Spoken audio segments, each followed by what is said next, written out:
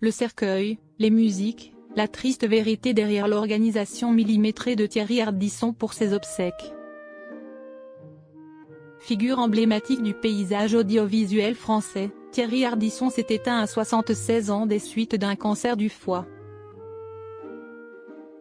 Fidèle à lui-même, l'homme en noir avait orchestré chaque détail de son départ. Voici ce que cela révèle. Thierry Ardisson a rendu son dernier souffle ce jeudi 14 juillet, après s'être battu contre un cancer du foie.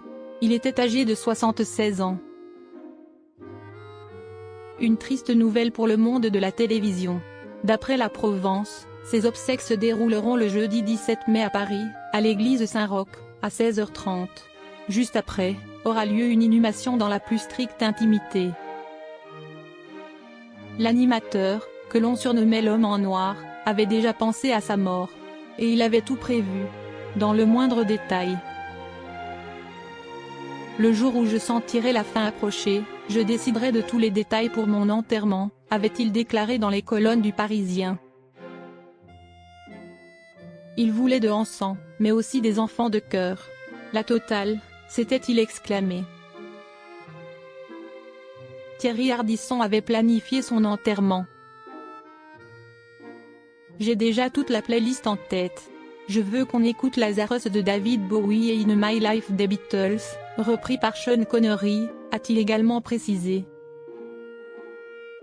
Pour son entourage à l'AFP, tout cela n'était pas des paroles en l'air. Thierry Ardisson a laissé des instructions. Une volonté qui reflète un besoin de tout contrôler, comme l'explique Amélie Boukobza, psychologue clinicienne, à Doctissimo. Il a tout prévu, le cercueil, les musiques, les images, les mots. Même un documentaire posthume. Comme un dernier plateau télé, dont il serait à la fois l'invité et le maître de cérémonie. Or, ceci n'est pas seulement un goût pour la mise en scène.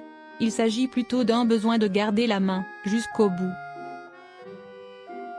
Sur son image, sur son récit, sur la manière dont on parlera de lui quand il ne pourra plus répondre, a-t-elle dévoilé. Un acte révélateur d'une angoisse. Pour elle, il s'agit d'une manière de refuser l'effacement, d'empêcher les autres de s'emparer du récit, de maîtriser jusqu'au bout le déroulement de sa propre histoire, de ne pas laisser de place à l'improvisation. Avant son décès, l'animateur avait même déterminé le nombre de personnes autorisées à parler de lui. Comme si la mort pouvait se contrôler aussi précisément qu'un conducteur de talk-show. C'est vertigineux, a-t-elle glissé. Thierry Ardisson pouvait avoir cette peur de disparaître sans trace. Une angoisse du vide, de l'oubli, de ce que la mort représente de plus impensable, ne plus être là pour voir ce qu'il restera. Il s'agit probablement d'une tentative presque touchante de faire de la mort quelque chose de compréhensible, de maîtrisable. Mais malgré tout, il ne l'a pas complètement maîtrisé. Sa mort a été annoncée avant l'heure, et sa femme attaque en justice celui qui s'est permis cela, conclut la spécialiste.